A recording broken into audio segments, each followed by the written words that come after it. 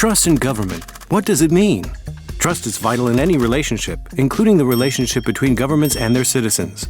Any government will need its citizens' trust in order to be able to run the country. But do you know that only 40% of citizens trust their governments? And even among an informed population, trust in government doesn't exceed 50%. What does that mean?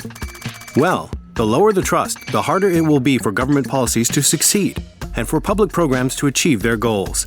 The lower the trust, the less likely it is for citizens to follow regulations without incentives or penalty. And the lower the trust, the harder it becomes to lead successfully, and unsuccessful leadership leads to even lower trust. Because simply, why would you follow a leader that doesn't deliver? We have some good news. According to OECD, there are 6 areas that governments can work on to improve trust with its citizens. We start with reliability. People don't like uncertainty. They like to feel sure that they are going to continue to have their job, send their kids to school, go out and enjoy life while feeling safe. Governments have to be reliable by being on target most of the time, minimizing uncertainty, creating predictable environments, through trying to avert crises and by being ready to deal with them when they happen.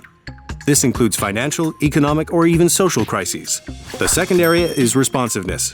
People want their service delivery to be of high quality with little wait time at the least possible cost. And they want to get things done from behind the screen at home. Therefore, governments should think of themselves as a service provider whose clients are the citizens. Technology will help them minimize the interface with the client, enhancing the user experience, wait time, and cost. The third is openness. People are always hungry for engagements and for information. They want to have access to data made simple in a way that helps them lead their lives more successfully. Governments should communicate regularly with citizens, informing them not only on policies but on policy-making process, and explain to them how budgets are planned and spent.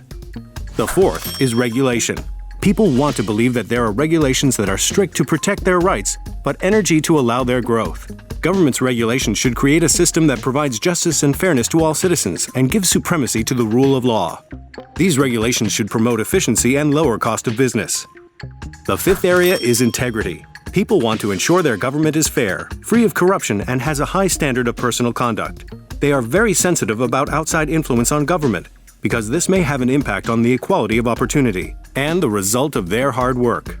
Governments will benefit tremendously from integrity and strict policies that prevent corruption and reinforce legitimacy of public servants. The final one is inclusiveness. You see, trust goes both ways, and people want their governments to trust them by including them in the process of policy making. Government's policy-making process should be inclusive, open and fair, and provides relevant and accurate information to all stakeholders to help them produce decisions that are in the interest of all. Citizens care about their families, jobs, health, and well-being. The more they trust their government, the more they will be able to achieve together and grow as a country.